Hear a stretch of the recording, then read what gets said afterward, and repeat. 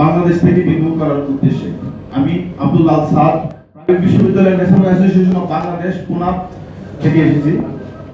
আমরা গত 19 তারিখ যখন সরকার লকডাউন দেয় তখন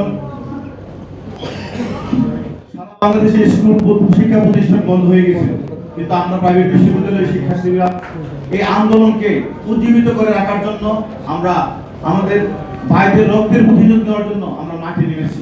মাঠে নেমে এই ফেস করার জন্য সহযোগিতা করেছি।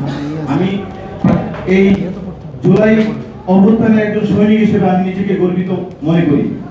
আশা করি আপনারা সাংবাদিক বৃন্দরা দেশের সকল পর্যায়ে এই ফ্যাসিস্ট শেখ হাসিনা এবং আওয়ামী রেজিমের গত 17টি বছর কিভাবে মানুষকে গুম খুন হত্যা করে দেশকে তার ক্ষমতাকে দীর্ঘায়িত করার চেষ্টা করেছে এবং তাদের যে মিশন ছিল 41 সাল পর্যন্ত এবং কিভাবে তারা এই মিশন করেছে সেটা রয়্যাল প্রেসক্রিপশনে সেটা আপনারা ভালোভাবে জানেন। আমরা চাইবো আপনারা দেশের কাছে দেশের মানুষের